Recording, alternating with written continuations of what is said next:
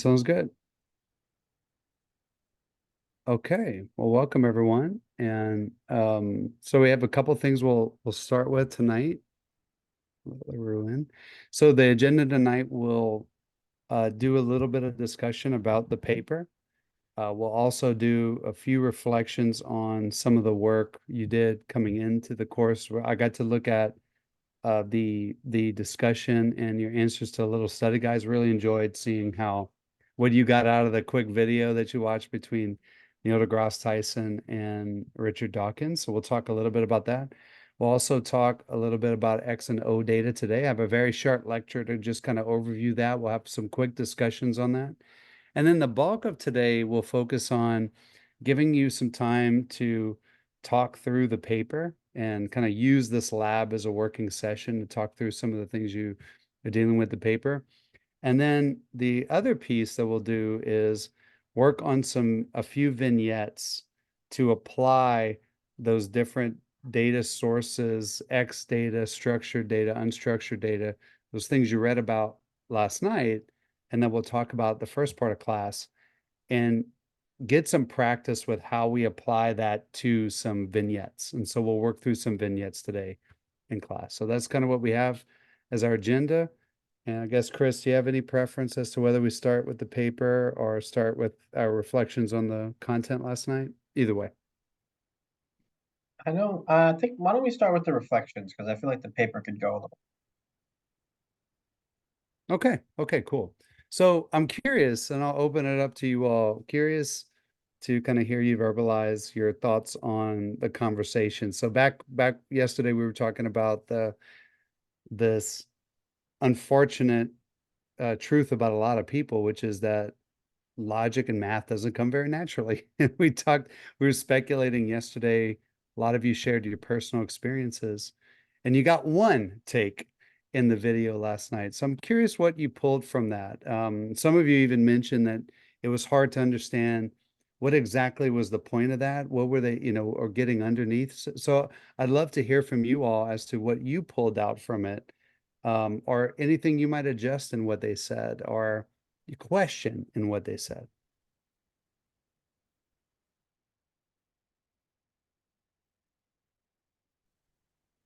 The video with Neil, I thought it was interesting because I don't know. I feel like they said a lot, but also nothing, but also a lot. I don't know. I was waiting, and also the video I think cut off as the other guy, I forgot his name, was talking, but I was invested and I understood what they were saying, but I feel like they just scratched the surface. And I think I'm really used to Neil going really in the weeds about things. So I was sitting there and I was like, is that it? And it stopped. I'm like, oh, okay, cool. That was a lot and also not a lot. So that's not necessarily the most deep reflection, but I agree with a lot of what they're saying. And I liked his point that he brought up about art and how art kind of defies the logic. And we're, in order for us to do art as humans, we're passionate beings. And so in order for us to be able to create art, you kind of have to defy logic a little bit. Although there are probably some sorts of art that are logic in nature. I'm sure there's some computer, people out there, computer programmers that have some zeros and ones art. But yeah, those are just my brief reflections. No, it's interesting. Yeah, good take. Anyone else? I thought it was interesting when they talked about our ancestors and maybe how they were logical or making decisions logically back then. But then it also was like, were they though? Because did they understand what logic was? So maybe they were reacting emotionally and intuitively, and then utilizing those patterns of behavior as logic. So maybe that is how logic grows. Um, So I felt Interesting. like that was an Mhm. interesting take because it's like, yes, that's logic, but was that logic back then? Did they know? That's an And then I interesting point. Yeah. Yeah. Oh, sorry. and Go then ahead. I no, sorry, I've got like weird feedback. And then I liked how they kind of they kind of touched on this like badge of honor. Like it's a badge of honor to be like bad at math, and people are just kind of write it off like, oh, I'm just really bad at it. So I kind of included that in my answer. Like I think that's actually a prideful thing that people boast about, is being bad at math. Why do you all think that is? Like that was a really interesting point he made, that people wear it as a badge of honor, like, oh, I'm terrible at math. I've actually seen that a lot. What do you think is that? Like, I think go back to psychology 101. I think What do it's you think it is? rooted in insecurity and feelings of Mhm. inadequacy. So I think Mhm. that a lot of the times when we are insecure about something, we use humor around it to kind of ha have that feeling of inadequacy. It's kind of, you just make light of it and it's a joke and makes you feel better for being bad at something. So Mhm. I think that's kind of where that comes from. Mhm. I tend to agree, and I don't know the exact answer, but I tend to view it as that reaction to make it humorous or to poke fun is a coping mechanism in a way to deflect responsibility for it, and also to protect yourself psychologically from not being good at it, or self-handicapping yourself going into something where you might be judged by others for it. So that's a really good point you brought up, Chelsea, and also Becca. Yeah, Bailey, go ahead. I know in my experience, a lot of it has to do, or at least like I said, in my experience, a lot of it had to do with people just writing it off, thinking like it was normal and okay to like not be good at math, and those people that were good at math were just special and like really smart. And because they didn't think that they needed it for the rest of their life, they didn't think it was applicable for certain careers. They just kind of wrote it off. And if multiple people are bad at math, then like they felt like they were included in a group of some sort, if that makes sense. Oh, that's a great point. Because I think that is a fundamental human motivation too, is affiliation. And affiliating with other people and that sense of belonging, right? That's not just a nice tagline we add to DEIB. That sense of belonging is a universal human need as a social species. And so that ability to find your flock, so to speak, and to fit in is a huge motivator. Um, that's another really good take, Bailey. Any other thoughts or reflections? I And was I'll give my thoughts as to summarize it and hopefully bring it together. But go ahead. I'm sorry, Jasmine. Go ahead. I was just gonna say, like, off of Bailey's Oh, point, Mallory. saying that like I've had experiences where people who are actually good at math like will dumb themselves down to like not look like they're good because they're like fearful that people are gonna make fun of them for being like a smarty or anything like that. And then they continually get worse because they're like, well, I don't want to be good at math because it's not cool or whatever. So I think that's another aspect of they just don't want to learn it because nobody else is really around them that's good at it. And so they just don't continue learning. Yeah, that's true. I've seen that too. I've seen that. I think I've done that in a few cases too, where it's like, oh yeah, it might not be the best if I divulge to this group that I know this stuff. That's not going to be good for me socially. And it kind of goes back to, and I think it was you, Chelsea, who talked about um, different types of logic. And there's also kind of a social, maybe logic's not the right word, but a social logic, so to speak. And or maybe you call that emotional intelligence or whatever you might call it, but the ability to fit in and adapt to the social group that you're in. And so that I think raises a bunch of questions for us about, hey, how fluent are people going to be that you're working with in this? And that's really one of the big takeaways I wanted you to take away from all of this conversation about math and logic and statistics and psychology, is there's a very good reason why this is a relatively recent field in mathematics, and it may very well be rooted in evolutionarily it wasn't really that necessary, but now it's very necessary. And I would argue to be a good organizational psychologist, it's a necessity to understand because it's the root of how we understand the world, how we understand people. Um, and so it's the root of all the knowledge that we have in psychology of going through these methods and using probability and statistics. But it's also super critical to understand that the people that you're working with in your organization, who you're presenting data to, who you're telling stories about with data to, may very well have some of these insecurities. They may very well say, "Oh, I'm not a math person." Ha ha ha, laugh it off. That's a reality you're going to run into. And so you're going to have to be prepared for how to get over that hump, how to make them feel comfortable with it, how not to overwhelm them with data because you're more literate in it with them and not scare them off. And then one of the points we'll make at the very end of class that I'll tee up now is having a little scientific humility. And this is something I'm very passionate about because I've said this, I think maybe last week, but one of the most dangerous things that I've seen in organizations who people who think they know what they're doing with data, but really have no idea. Does anybody know, out of curiosity, this isn't an org psych or research methods question, but does anybody know what that effect is called where the more the more skilled or more expertise somebody builds, the more skeptical they become of their own ability? And then the opposite true. People who only scratch the surface have a high confidence in their ability, and it's way higher than it should be. Anybody know what that's called? Have you heard of that before? I'll put it in here. It's the Dunning-Kruger effect. If you And ever talk to a 3-year-old or a 4-year-old and they tell you about how the world is because they know how everything works, that's the Dunning-Kruger effect. And it sounds a lot like major news networks often.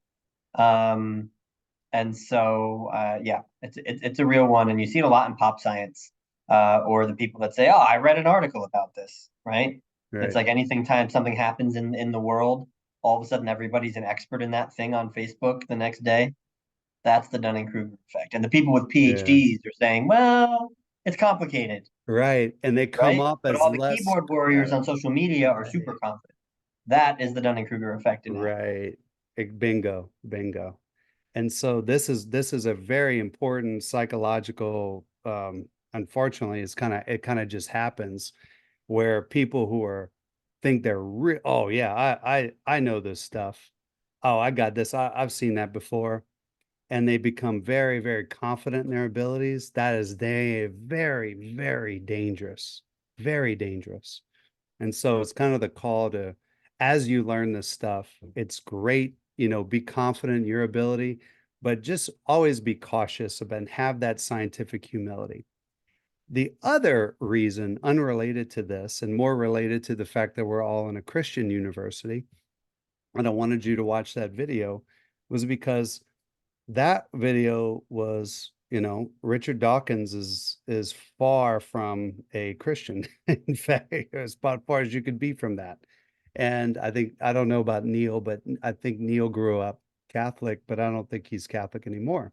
And so it's an important point that I wanted to introduce. So we have the luxury of being open about our faith at this university, in that you're going to run into that as you progress in education and especially in science.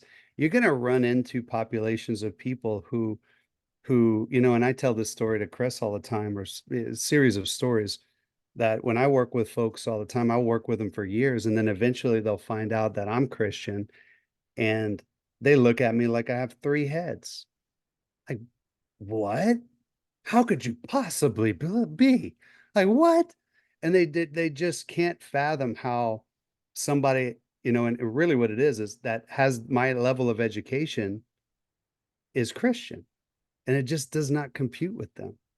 And it's uncomfortable when you run into it. Maybe perhaps some of you have run into that before. But as you get your master's in IO, and even if you progress in your career and your education further, you're going to run more into that. And it's important not to throw the baby out with the bathwater, right? To say that oh, well, I'm just going to ignore what Richard Dawkins and Neil deGrasse Tyson because they don't agree with me. Huge mistake. Huge mistake. Even if they don't agree with you on some of these fundamental, really crucial things that are core to your belief system, and theirs are totally different and you disagree with them, don't stop listening to them. Don't stop learning from them. You don't have to agree with them on spiritual matters, but you can learn a lot from people that disagree with you and that you disagree with. And so that's kind of the secondary reason I wanted to introduce that. And if you knew that going in, you might have wondered, well, why in the world are we watching this at this university? And that's why. And I'll just out myself here. I do a lot of reading, specifically from people who are atheist and agnostic. And it's not because I'm trying to find different, I'm trying to find different meaning in faith. It's because they have a really interesting view of the world. And it's very intriguing to me to understand how that mindset is and how I can adopt some of their learning into what I believe and how I act. And if you're worried about, hey, I'm not going to watch that because they don't have the same faith as me, don't don't learn from them. Learn from people who disagree with you. It's a great source of learning and understanding. So anyway, that's my little soapbox for the beginning of the class. I guess, Chris, any thoughts from you? Going back to the math thing that we talked about, one of the other things that makes math unique, I think, is that it's additive in nature, right? We start with arithmetic as young kids and we move into algebra, and then algebra gives way to typically geometry and or trigonometry. And then you either stop doing math or you go off in a direction like calculus or statistics or something like that. And if you miss that critical period of the arithmetic and the algebra, you're really stuck behind the eight ball if and when you want to circle back to mathematics. And in my opinion, that's one of the reasons that a lot of people avoid ever getting good at math, is because if you're a history major and you don't like European history, you can still be an expert in American history. You don't have to build one on top of the other. In math, you don't really have that luxury. So if you're trying to get better at math and it's not your favorite thing, go back to those basics. And I mean multiplication tables. I mean the basics of algebra. I mean order of operations, right? These are things that underpin the more advanced maths like statistics and calculus and all of those other things. They're very useful in day-to-day life when you're good at them. But I think the reason people tend to be scared is because they wrote it off when they were 12. And then when it was time to come back to it, they didn't really have the courage to kind of own it. And the basics of arithmetic and algebra, I think, are really, really critical to day-to-day life, and especially if you're trying to get fluent in stats.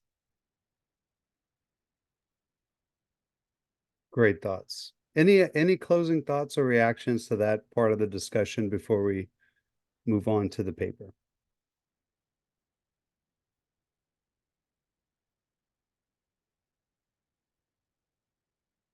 Okay.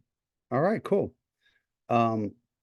Well, let's open it up. So before we have a little bit of lecture content, but mostly activities today as a group. And before we jump into that, wanted to open it up. And Chris, if you have any specific questions you want to put out there, feel free, but open it up for discussion about the progression of the paper and be able to use this time together to learn from each other and give you an opportunity to ask questions if you need to ask questions. Nothing specific. This is the pilot program, right? So y'all are the first ones working through this assignment. So we're interested in your feedback fundamentally so that we can understand the assignment, but also so that we can kind of help shepherd y'all through it if there are particular themes that you're seeing, or that we see across more than one.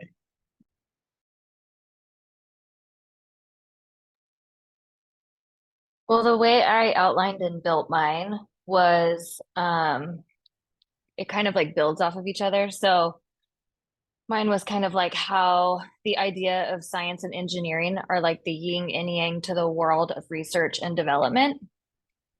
And then I kind of dove into like what that looks like for organizations.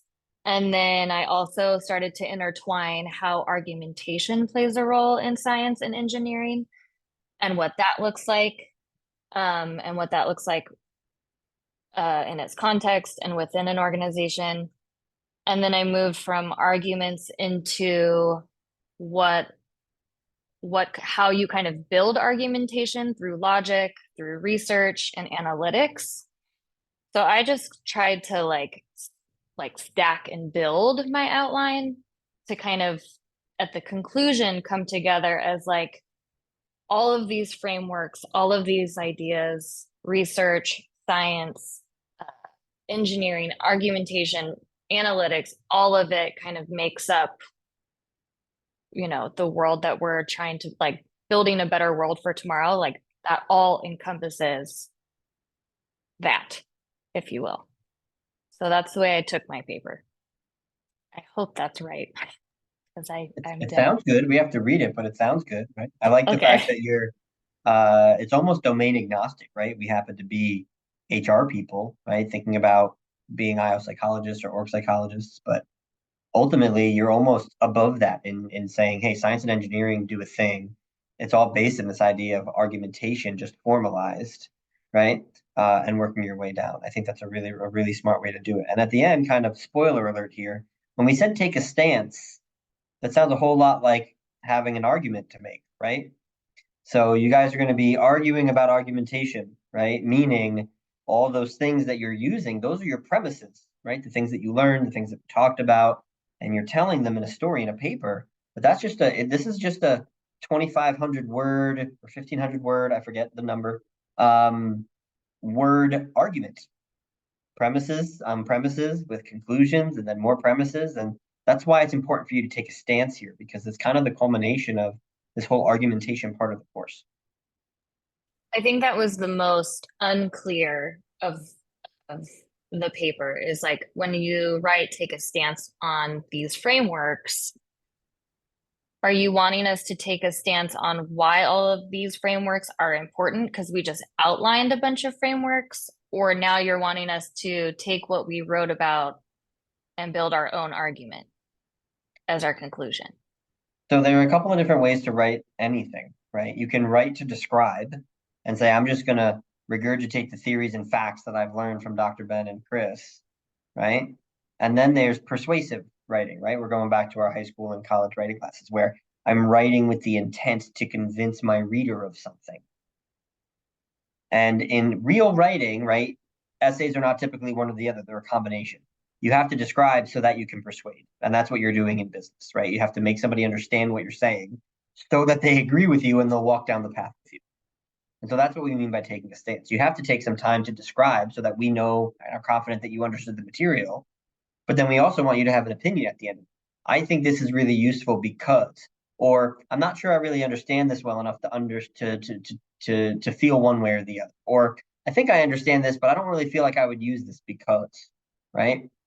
And that's where you're creating premises and conclusions that you're deriving from the stuff that you've described to take a stance on the topics, right? And that's going to be unique to you as the writer. If you have 20 years of work experience, or you've never had a job in your life, or you work in a particular company that is a particular way, you're going to draw on those experiences and the stuff you've learned and synthesize it into a story that should convince Ben and I that A, you understood the material, and B, you've put in your own thumbprint on it so that you can show that you can create a valid or sound opinion based on what you learned. Is that helpful? Yes. Is the 1,500 word count inclusive, and this is probably an elementary question, but is it inclusive of the works cited page and the title page, or just the body? It's the body, and in it I put, plus or minus 5%. If you come in at 14.99, you're not going to get an F, right? The idea is that 1,500 words, it should be your goal. And if it's 100 words in either direction, we're not going to be sweated up about it. Don't make that mean that you're squeezing in, you're switching becauses into as a result of, because you're trying to get to 1,400, so I won't be mad at you, right? Like shoot for 15 and where you land is where you land. I tend to like to, and this is a style thing, with this kind of writing, I tend to like to overwrite because it's easy to write fluffy and then pull it down, right? So if your first shot is at 2,000 or 1,800, then you start taking stuff out and it gets cleaner and clearer rather than trying to stretch it, because then you're adding fluff, and that tends to be obvious. Stuart, a little bit of both, right? You have to describe because we have to be confident you understood the material, but then you're going to use what you have demonstrated to persuade, right? And that's where you have to put your own life experiences and work experiences into, and then synthesize your thoughts around. It's APA format, so a title page would be good.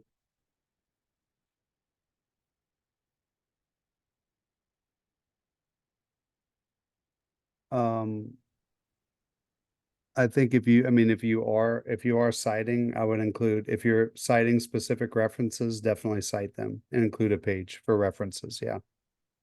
You don't need an abstract, Stuart. It's not really a research paper. It's more like a white paper. So the APA style will say, here's how you do the format. Here's how you do the references. What's your spacing? What's your font size? Right? It's those kinds of things. So we have a relatively uniform deliverable from all of you.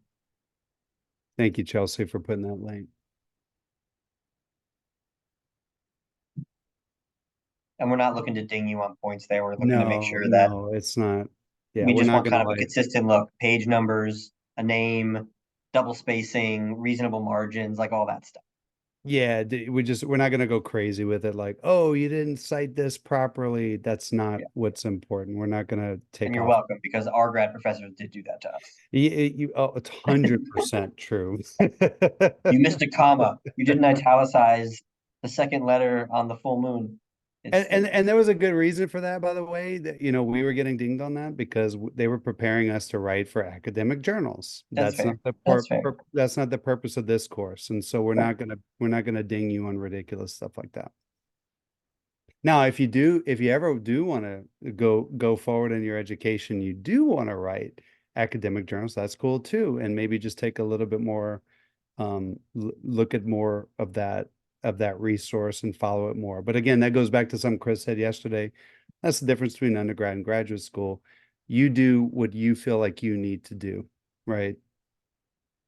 Based on what you're trying to get out of this.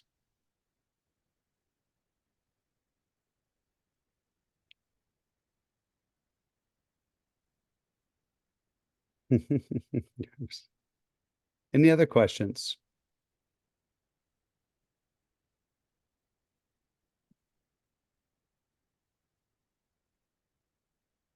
All right. This is a lot quieter than I was expecting the paper section to be, but sounds like you guys all have it well in hand. Okay. Anything else on the paper or any reflections on the content before class today? Can we spend some time with the Excel assignment, the new one for this week? I'm sorry, I'm not, what new in this week?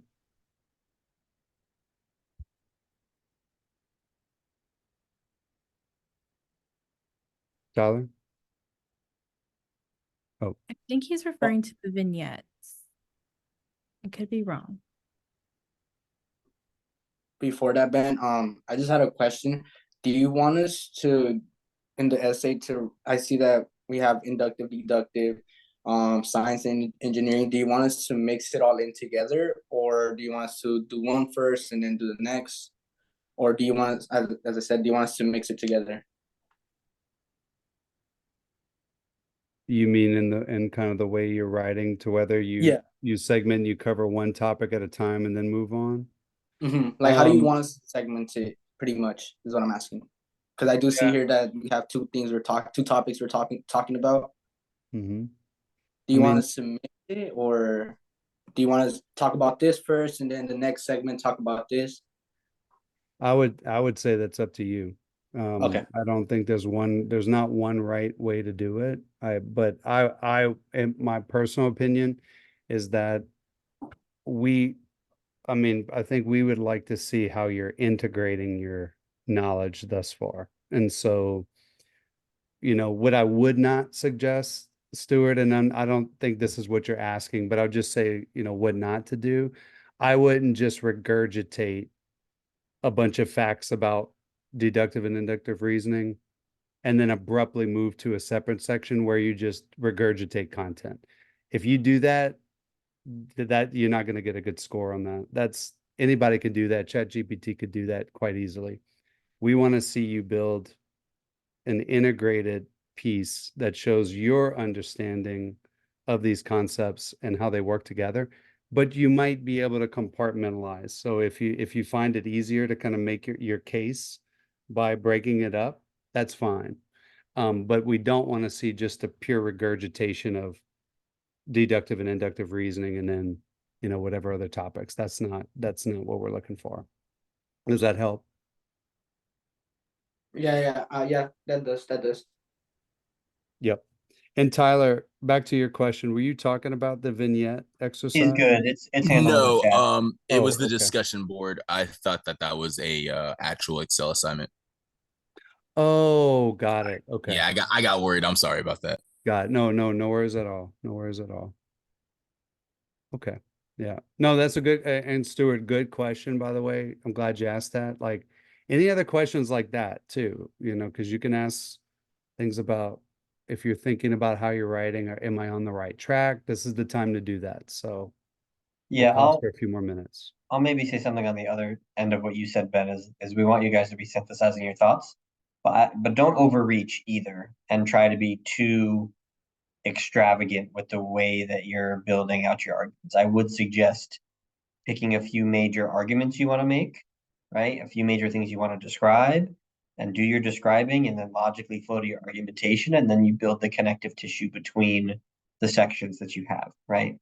And at the end, it should kind of look like a story, right?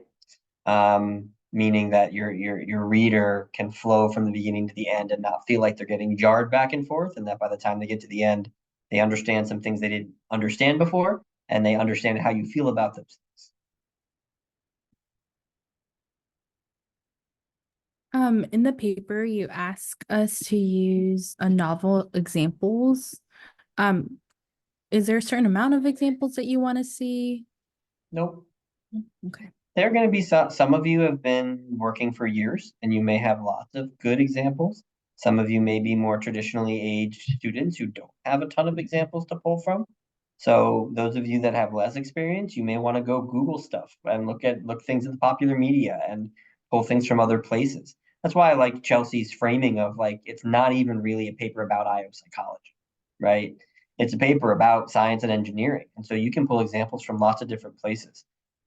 I think it's great if you have the work experience to tie it into what the point of this degree is. But the point is more, do you understand science and engineering? Do you understand logical argumentation? Can you explain that to somebody who doesn't understand it? And then can you take a stance on it and create some value?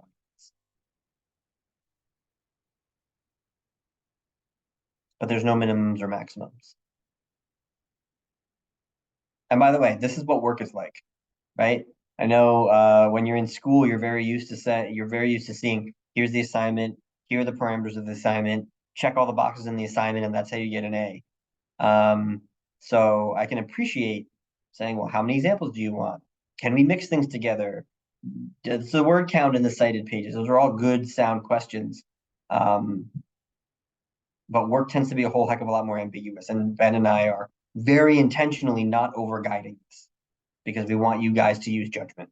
Right. And I know that I realize that's frustrating in a way, but it is critical and it's by design.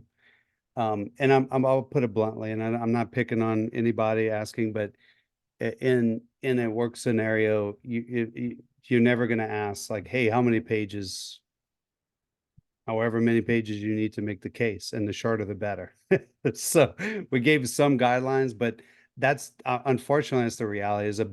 There's a big separation, and we don't like we're trying to treat this like a work environment. So but with that said, we're always open to feedback. If it's too ambiguous, let us know.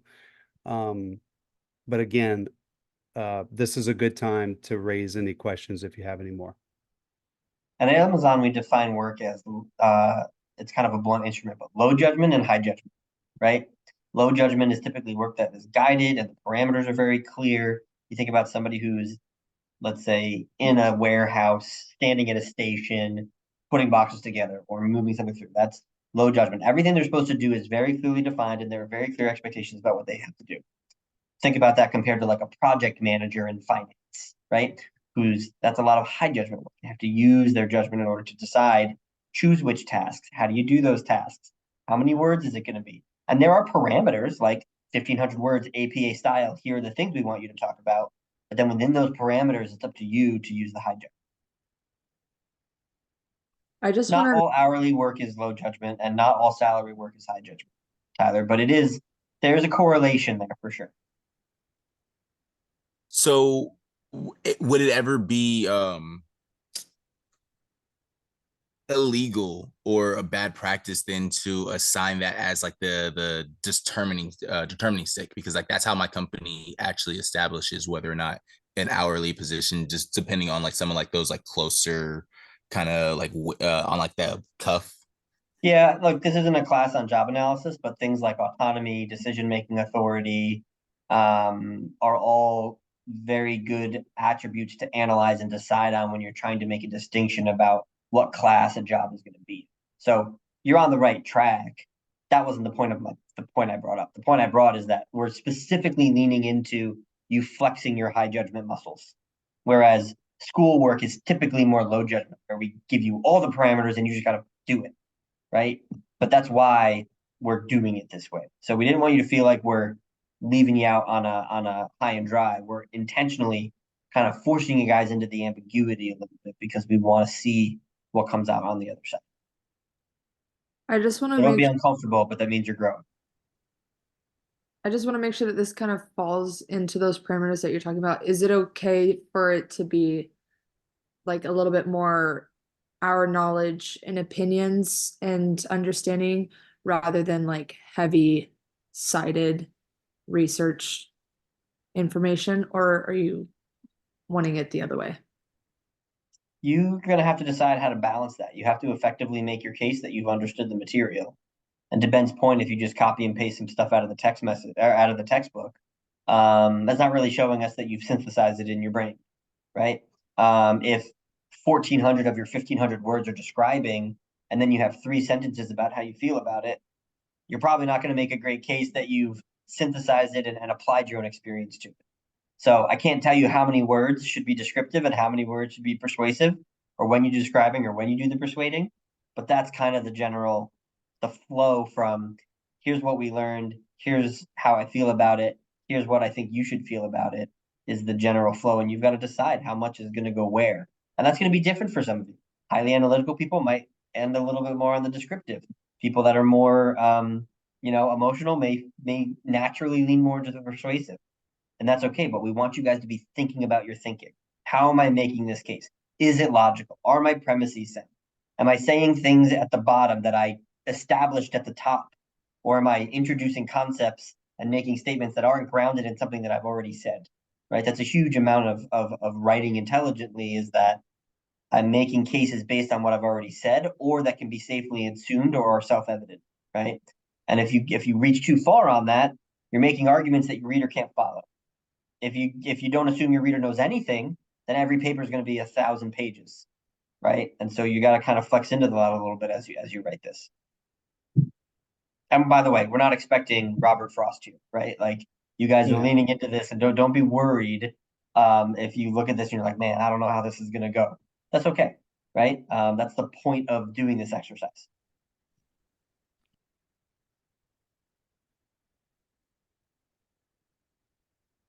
Writing is really important, and it's fast becoming a lost art. That's my soapbox statement for the week. So Amen, brother. You said writing is either making statements that you Oh, Tyler, your audios sound like a Terminator. Try it again. No, it's computer. It's unfortunate. I'm so sorry for that. Can you type your question? We can wait. We can wait on you, Tyler. Give you a second. I would say too, to everyone, the one thing that really helped me was like before you dive into your paper, write an outline.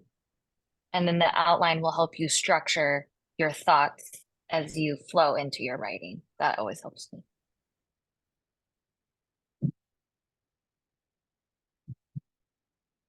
That's an excellent suggestion. I'm just gonna back you up on that, Chelsea. Ben's dropping Terminator quotes. Well, with yeah. How many on the call were alive when the first Terminator came out? Oh, don't ask that, Chris.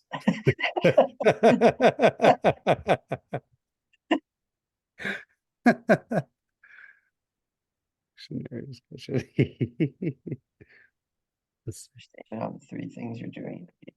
Making statements you already said and two others. You're describing. I don't know if it was three. It was really describing and persuading. I may have broken persuading down into how you feel and then how you think your audience should feel, right? But it's really this walk from establishing the premises as a function of the facts that you've learned about the topics that you're writing about, and then opining on them in a logical way based on the facts that you know, right? And we want you to put your thumbprint on it based on your own experiences at work and or just as a citizen, right, who consumes research every day, whether you know it or not. I hope that's helpful. One other quick, yeah, there you go. There you go. One other quick tip to take or leave this, not totally necessary, but one of the things that I find when I write, I always write with an audience in mind. And sometimes it's a general audience, sometimes it's a specific audience, sometimes it's a population of people with a mindset. Oftentimes when I do my writing, I'm writing to leaders who might have an old school leadership mindset, and I'm trying to persuade them with data to change their mindset. So that's an example. In this case, that might help you too, is to think about, as you're putting this together, who would you want to make this argument to? And just imagine that audience, and that kind of helps you write as if you were talking to that person. And I find that helpful. If it's not helpful for you, ignore it. If it is, just thought I would throw that. I do that all the time. You queued up something to me, Ben, that is very specifically trained in academic writing, but I also find it useful in business writing. And it's that you should never say anything that you haven't already established, right? So as you build your argument, if you're referencing things, you should either be referencing them because you're citing it from some source that's not in your paper, or you've established it previously in your paper, or it's so obvious that it's considered self-evident, right? You don't have to justify that the sky is blue, right? So as you're making your premises and your arguments, you have to be asking yourself, what I just said, can my reader either find that information because I cited it, they can find it earlier in my paper, or it's self-evident so I don't have to prove it. And that will help you stay in a logical flow, because then you won't be making assumptions that your reader can't follow because you haven't brought them along with you. I have a question. So every time you keep saying argument, I like it goes to like I'm choosing one is better than the other. Like that's what I'm trying to prove. And that's not what we're doing. Like if we're talking about science and engineering, like I'm not picking one and saying I think engineering is more useful in our field because such and such. Like I don't know. Right. So I'm like confused on like the premise part. Argument is just a conclusion that's based on underlying premises, right? Okay. So your argument is going to be some kind of logical conclusion. And I don't know what your conclusion about how science and engineering balance. Maybe you're going to try to convince me that science doesn't matter and engineering is the most important, right? I hope you don't, but that is an argument you could potentially make.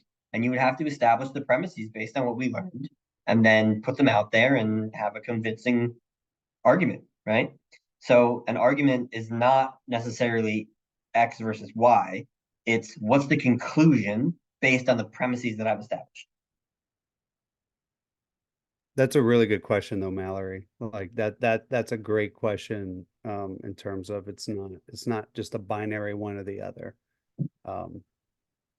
Perfect question to ask in this forum.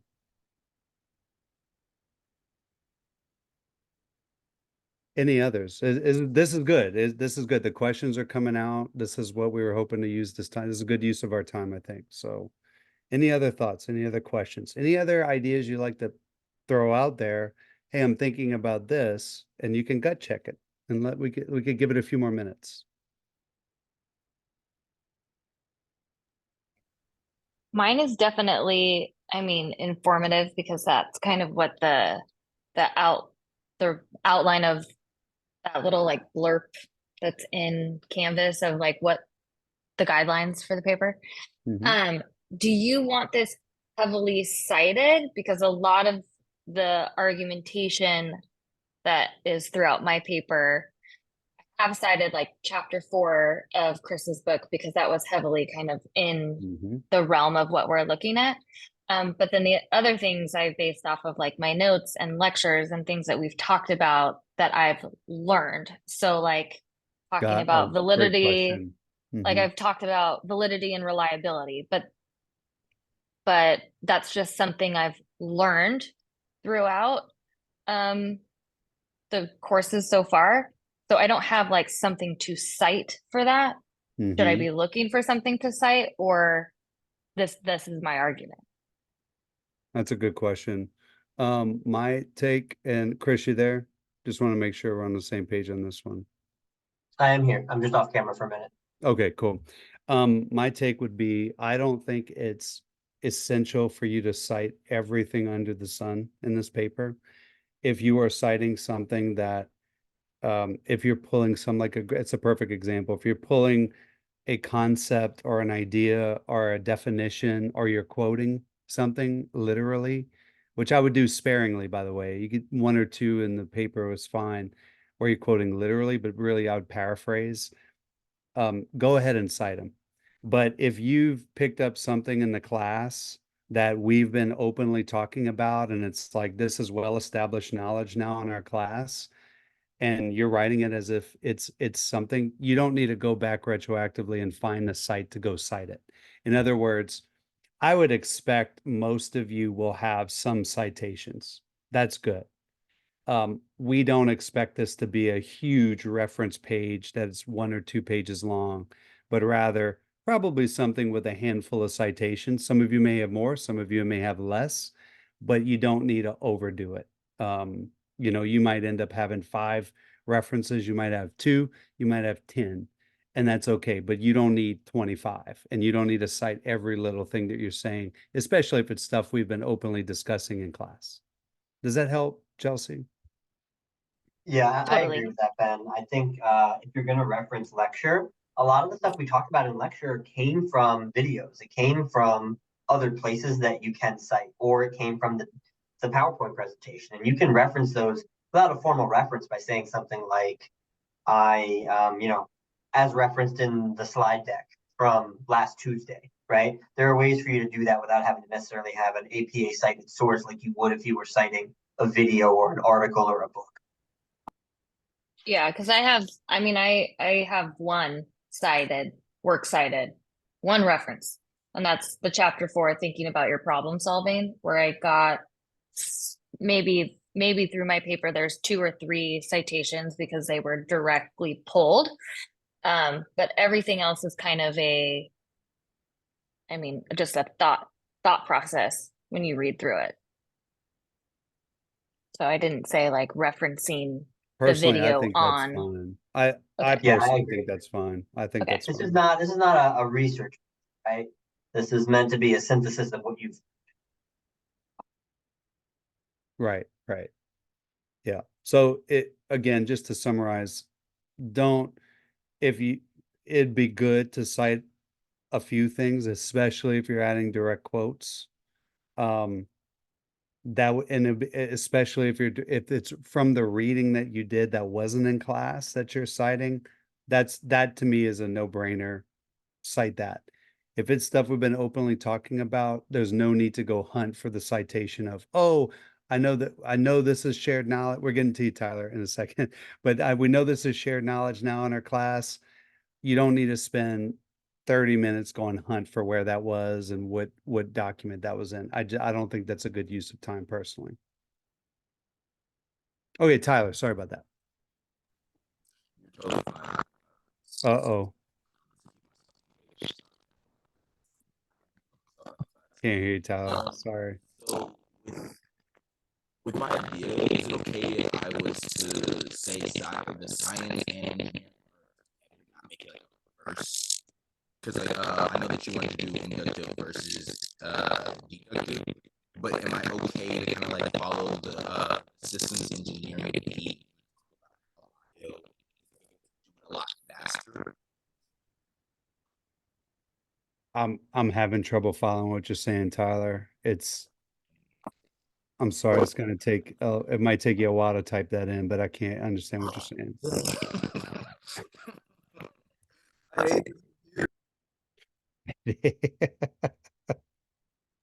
Do you have headphones or something that you could plug in that might make your audio input better? That might be helpful. No, nothing. The speakers.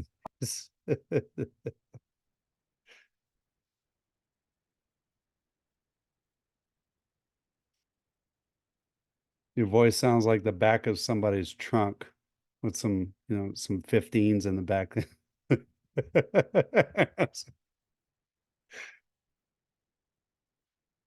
Yes, yes, I have friends in low places. I've been there, people. Yeah,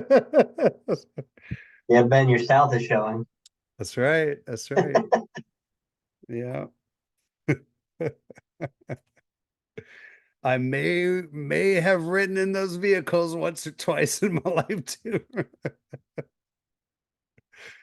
And I was enjoying the heck out of it too. All right. I guess we'll wait. All right, let's see. Science version.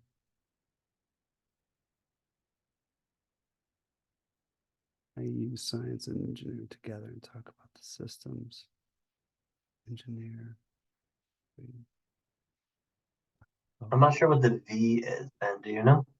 Is that versus, Tyler?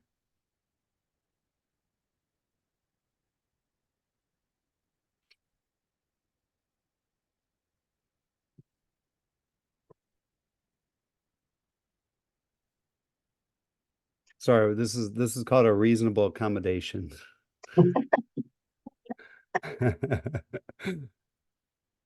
It's a little HR joke. I think you can take the science and engineering and apply it to your real experience, right? So, like we said, we want you to put your thumbprint on this, right? If you're in a space where you have real experience around collecting requirements and testing and validations and other sort of IO things, you should do that. I think it's hyper valid to the work that you're trying to do, and you should absolutely do that, right? That's not a requirement, right? Because not everybody has that experience, but I think you should use your judgment to figure out what valid examples are there that you can leverage to make your premises more compelling, so that people are more likely to buy your.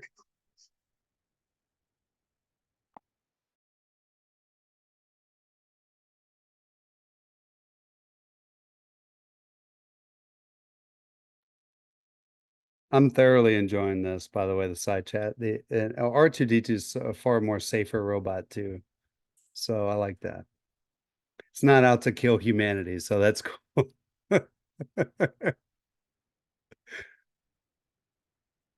All right.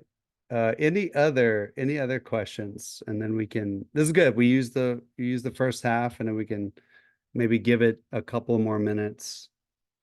Wally. All right. Any other final questions that you want to throw out on the paper?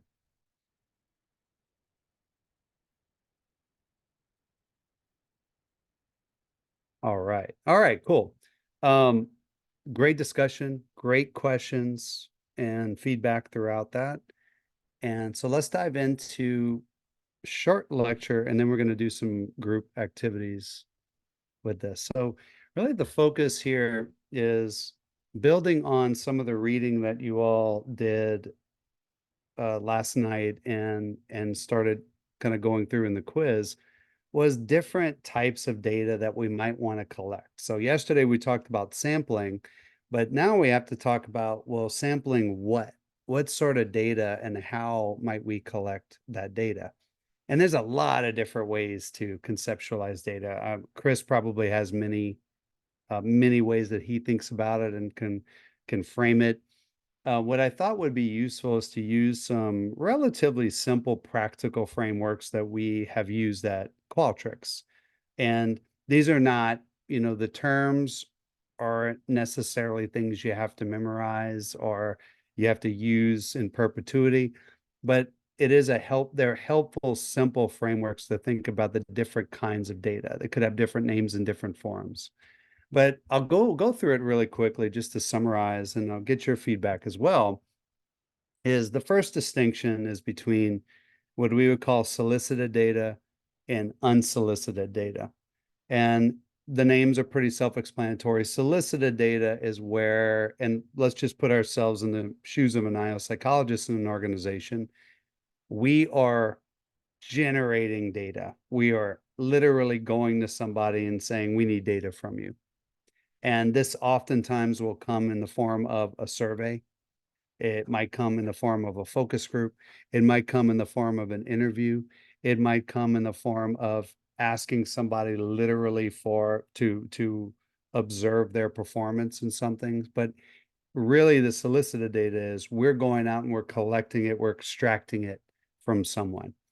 One of the things that's a good connection here to a concept that Chris introduced yesterday was this idea of latent variables. And we won't go into a lot of detail, but just to remind you, a latent variable is the name for something that we know it has meaning in the mind of a human, but it doesn't necessarily have a physical or a biological data point that we could capture. We have to infer it based on what people say, how people say they feel, what they explain. So oftentimes when we're looking at solicited, unsolicited data, we are extracting latent variables like, are they engaged? How do they feel about their manager? How do they feel about their pay? What do they think is going right in the organization? What do they think needs to be improved? These are usually sources of information that we're extracting through solicited, unsolicited. So moving to unsolicited, this is where we're actually, the company or the researcher is not necessarily asking employees for the data, but the employees are essentially volunteering it, or they are passively providing this information. And this is a relatively new source of I shouldn't say it's relatively new. It's catching, a lot more organizations are jumping onto the bandwagon of collecting this data. This in this way of unsolicited. And sometimes what they'll do, what a company might do, and then by the way, this is not the same as performance monitoring, if you're familiar with that, but what this is basically, hey, let's imagine at our company, we all work for a company and we use Google Chat, GChat, or we use WhatsApp, or we use Slack. And we use that consistently to communicate with each other. And we send quick little messages. And we also use email. We use email back and forth to each other. And an organization might say, and some do this, hey, what we're going to do is we're going to start scraping all that. We're going to scrape your chats to one another in these work forums. When you're on your work computer and you're sending a work chat or a work email, that's fair game for us to scrape. But they're going to do it confidentially, like we talked about yesterday. And we're not going to tie Tyler's comments to Tyler or Julie's comments to Julie, but we do want to know, what are people in HR and legal talking about? What are the themes they're talking about? And so this is a way that we can collect unsolicited data and more naturally collect what people are talking or saying or doing.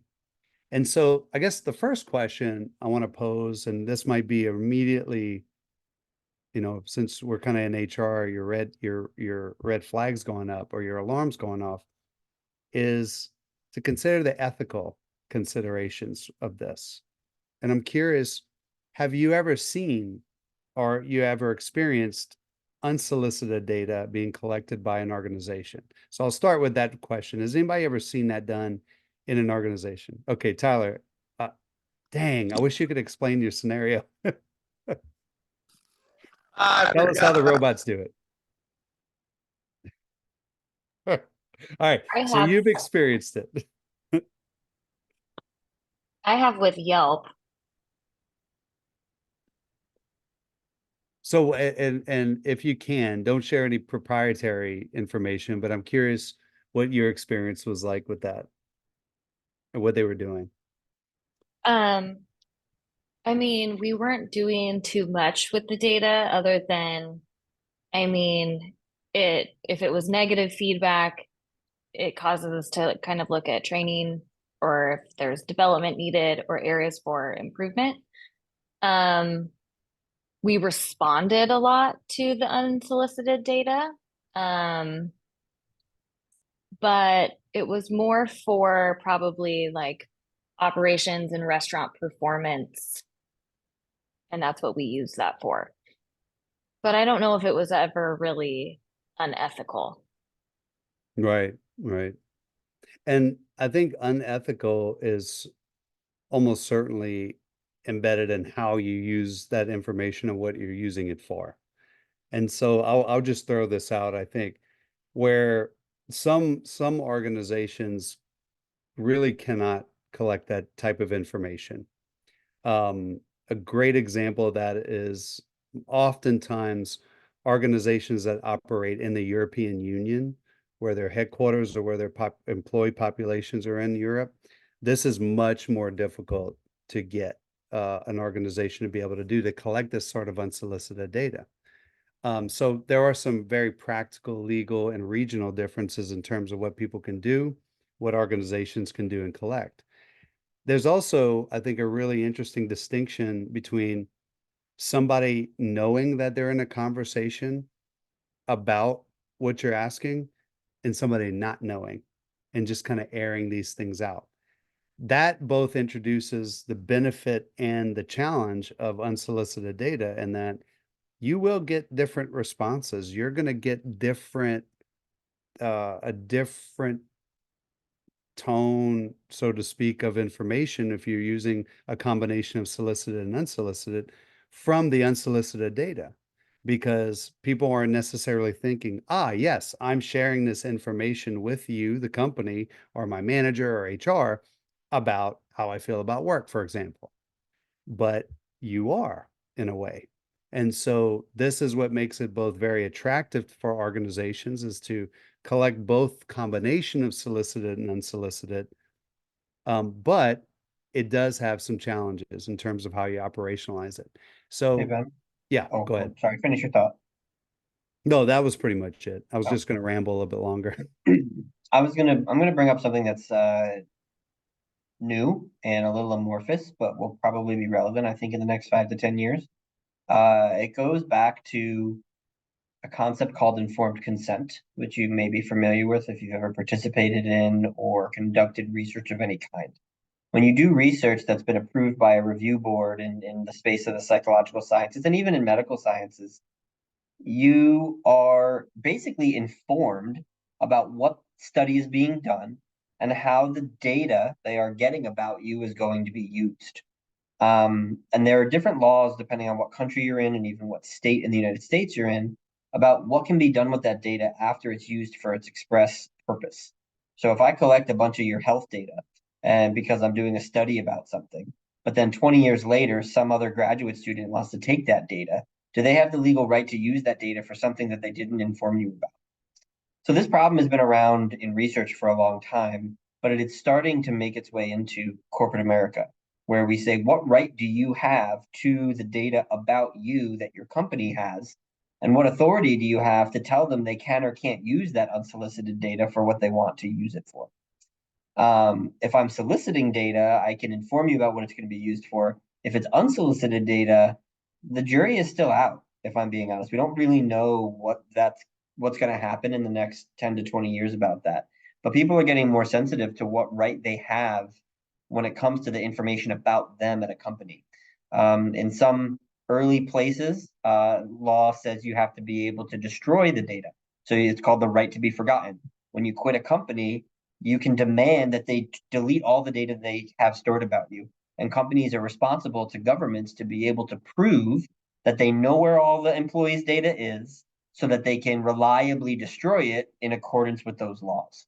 But this legislature is getting more complicated every year. And I won't go too much deeper than that. But what we're allowed to store, what we're allowed to use data for is getting more and more complex as we have more and more data and the legislature catches up with the innovation of data science.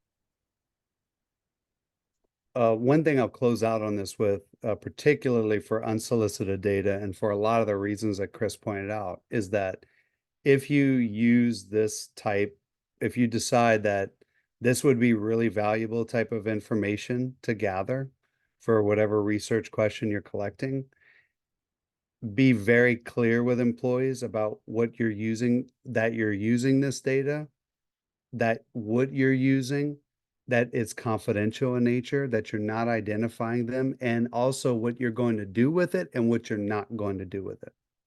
And so being really ultra transparent and clear about that is really critical. Yeah, And and when you're using unsolicited data, go ahead. appreciating the difference between a scientific definition, like we're talking about here, and a legal definition.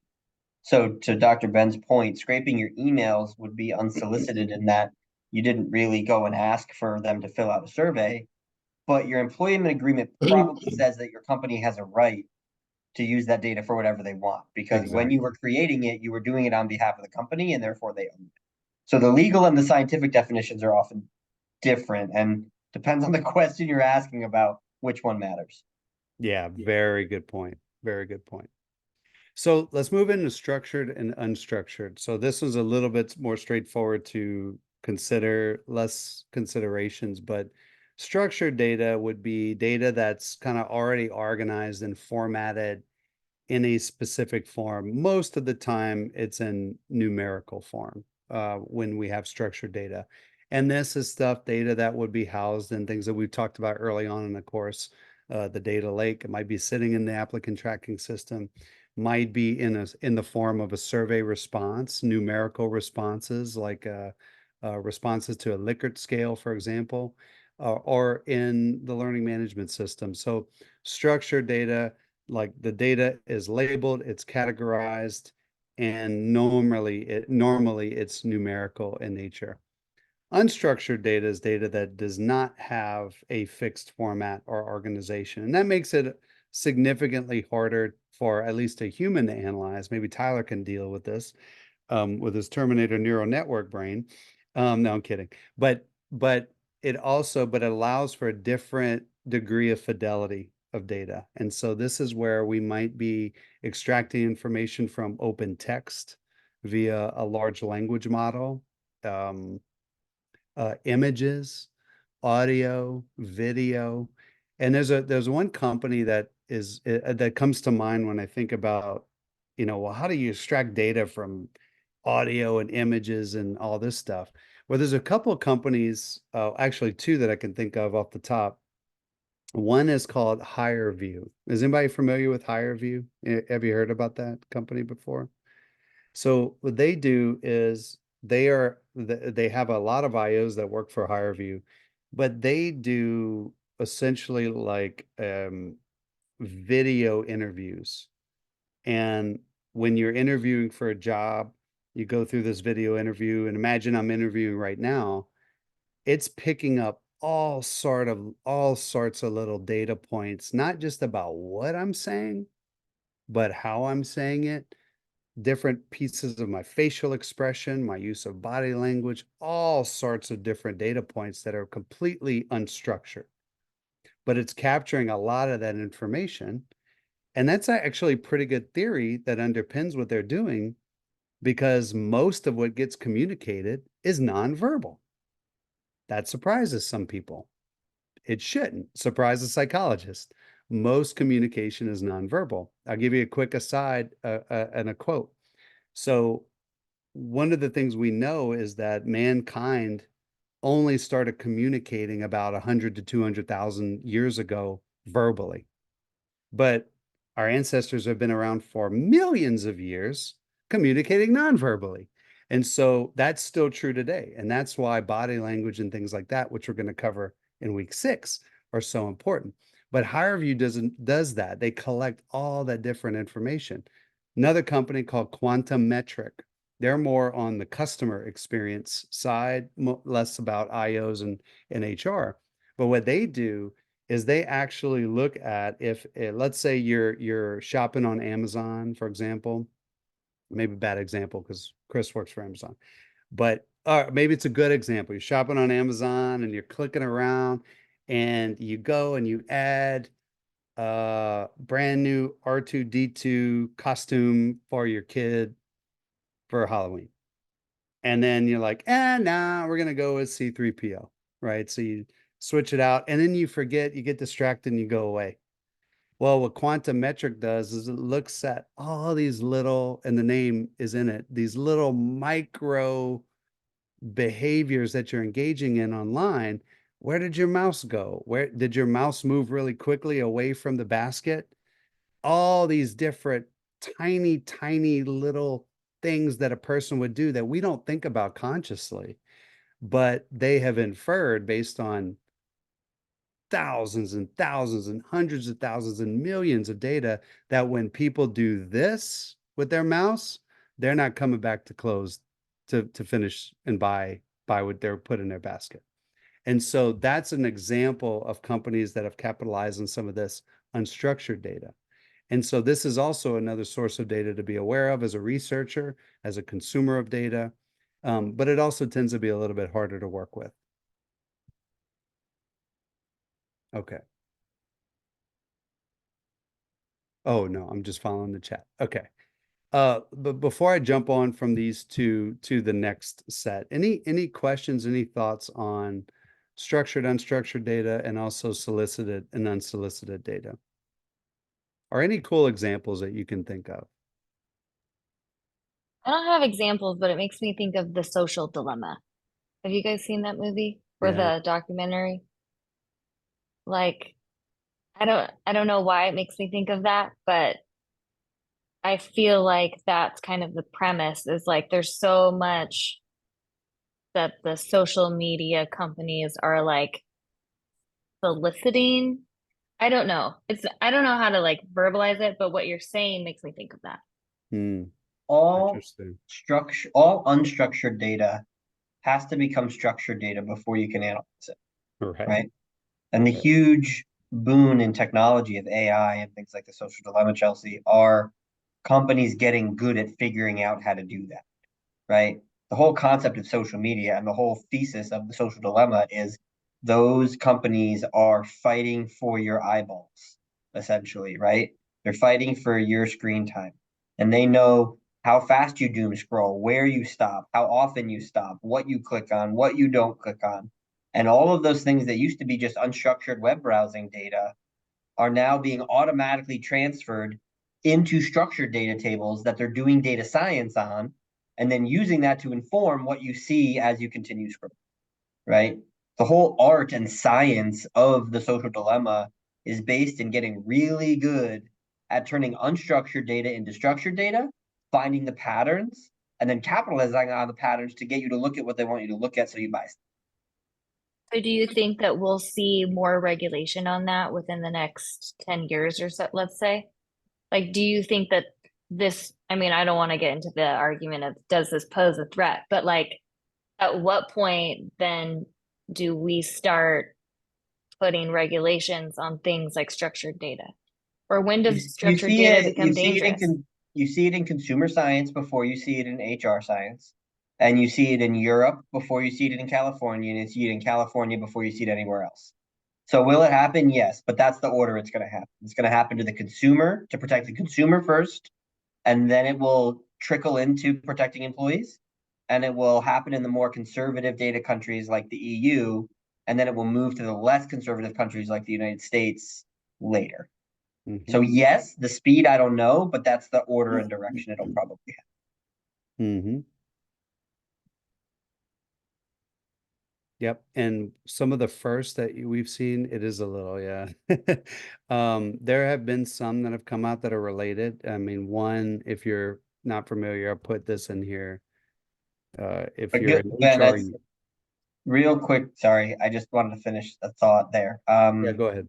A good practical example of this is if you're ever in Europe and you use the internet, you will find that the way that they are required to allow or disallow you to opt out of cookies is very different than in the United States, right? In the United States, now we're just starting to get those things that say allow cookies, don't allow, or allow necessary only. That's an example of a consumer protection about what data is allowed to be collected about you while you're using a product or a website. And if you're in Europe, it looks very different than if you're in the United States. Sorry, Ben. No, that was a good ad, and I agree. It's if you want something to scare you into action on this, especially around um your kids and what they're gonna deal with, check out, hold on, I'm gonna find this guy, I'm gonna put him in check. Well, give me one sec. Okay, just put his name and then you can go look him up. Gutchi. Always forget how to spell his last name. He works for a company called, or he's the CEO of a company called Trend Hunter, and he has some eye-opening videos on YouTube, and he has a great book that is a fantastic read called The Innovation Handbook. And it is a great wake-up call if you're a parent or a future parent about what your kids are going to have to deal with in terms of data and artificial intelligence. If you're interested, go check it out on your own time. It's worth a watch. It'll wake you up if you've been sleeping on the issue. Okay, sorry, we're getting a little bit off topic, but this is important stuff. Okay, let's talk about box data. This is kind of what we lovingly call behavioral, operational, and experience data. And based on some of the things that you put into your answers into the study guide, it's very clear that you have a good understanding of what these are. But especially, essentially, experience data is just the term we give to people's subjective perceptions, their feelings, their attitudes, their expectations. And oftentimes this can be either structured or unstructured. It could be solicited or unsolicited. But generally speaking, experience data is kind of exactly what it sounds like. It's about the experience that they're having. How do they feel about it? Most of those are latent constructs, back to that concept earlier. Operational data, this is more it's almost always naturally structured data for the most part. The core business information, this might be performance, sales quota, average handle time, calls per day for call center. We're actually going to introduce some data sets to you in next week's lab that deal very heavily with operational data. And so you're going to get to see how that differs. We talk a lot about experience data in this class because that's a lot of what IOs measure, but we're also going to show you actually and play around with some operational data. So you get to see that. And then a slight variation of operational data is behavioral data, or B data. And this is really, instead of asking somebody about how they feel about something, we might be actually collecting observations of what they're actually doing, or we might be tracking them on some behavior, or we might be evaluating their behavior in some activity. So the words, the categories are very descriptive. They kind of explain exactly what we're capturing. And it's not super critical that you understand the differences and between all these things. But what is important is that you're thinking about all of these potential sources of data once you're starting to think about a problem. So that's what this next section is going to be. It's going to be very active with you all. We're going to introduce some of those vignettes. We didn't have a lot of time to go through them in one of the classes. I think our lecture went a little bit long. We have some time today. And so what I'd like to do is take this concept of these data types and these sources of data and take it into the vignettes that we've been working on. You've been working on, we're going to have the third installment of that come at the end of this class. But before we do that, let's work on a few together. And what I'll show you really quickly is what we're going to do is try to go through a series. We probably only have time for two, but we'll go through a series where we'll introduce a business problem stated in kind of a very generic way. And this time, what we're going to do is fast forward a little bit from the premises and the arguments and the hypotheses to a certain degree, although you have to keep the hypothesis in the back of your mind, but fast forward to the collection of data, right? Fast forward to, okay, now I understand what the assessment, what the scenario is. I understand the question we're trying to answer. You may have to start thinking about what your hypothesis is, what your IVs, your DVs are. in order to then establish what sort of data would you want to collect in this case? Is it X data? Is it O data? Is it B data? Is it a combo of those? Would it be what would it be? What would you collect? What type of data would you collect? Would it be turnover? Would it be employee survey data? Would it be solicited, unsolicited? And then let's take the stuff we were talking about yesterday. Would you use sampling or not? Do you have the population data, or would you need to go to a sample? What sort of sampling would you use? So in this vignette, this is what we're going to try to do for at least two of these. We'll introduce it, and then we'd like to break you out into groups, just like we normally do. We'll go into pairs, and we'll give you 10 minutes to kind of work through these questions as much as you can get through. We'll come back, we'll discuss, we'll recap, and then we'll do it again with another vignette. Sound good? Okay. So let's introduce the first one. And this was on employee turnover. So essentially, CHRO. And by the way, this is a real life scenario. This is a real life scenario of one of my customers that I'm dealing with right now. And yes, they are a pain. So CHRO, quick serve restaurant, employee turnover is way too high. And she went further. We can't continue to lose talent at this rate in our current environment. What she means by that is tight economy. It's tough to find talent in the quick serve restaurants. And if people are flying out the door faster than we can bring them in, that's way too expensive. We just do not have the budget for that. And so more about the scenario, quick serve restaurant, obviously experiencing very high turnover of its frontline restaurant employees.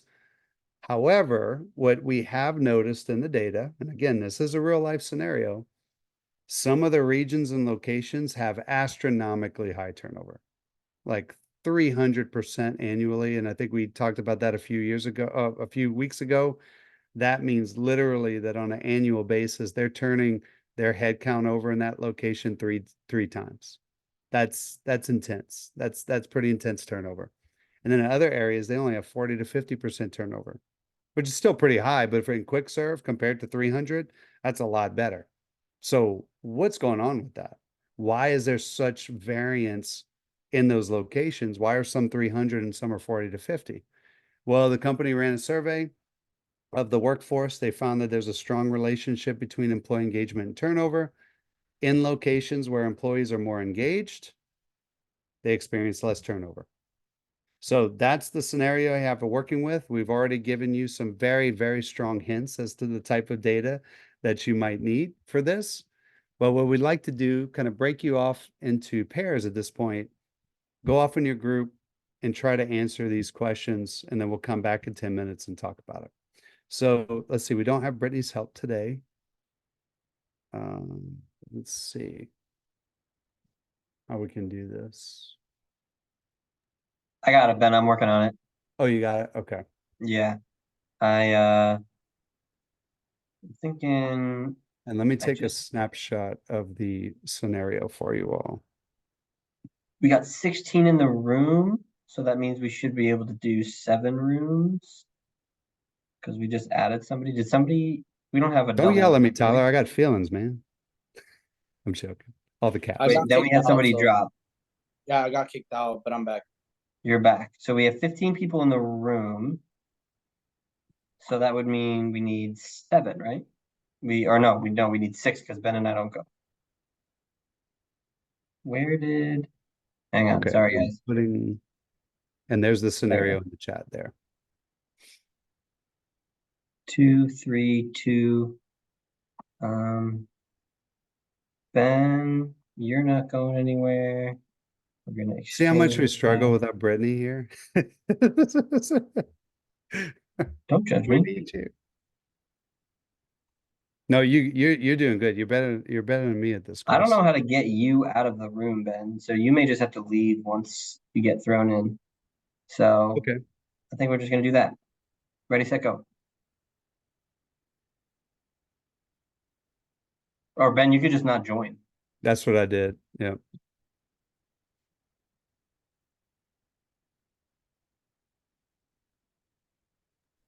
Wait, I didn't get one. You didn't get one. 1, 2, 3. Okay. Assign to room 3. Ready, set. There you go. Thank you.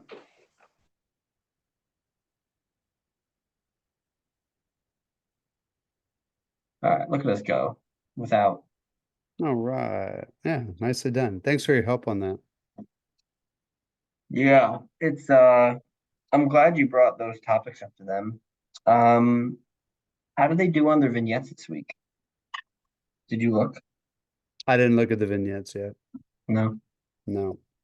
And are they have to do the third vignette assignment this week, which would include hypotheses, right? Correct. Okay. Got it. Ambushed, man. Yeah, you had a day and a half. I had such an emotionally draining day. It started at 8 Yeah, o'clock. that's brutal. We were supposed to be doing talent review. We didn't do any talent review today because this whole thing was just ate the entire day. Like literally, it was like we were waiting for the principal, and that like Sandy announced this, and then Oh man, PXT just started running at speed, and Sandy was not expecting it, so she was like, Oh wait, should we stop recording real quick? Let's see. "Oh yeah." Yeah.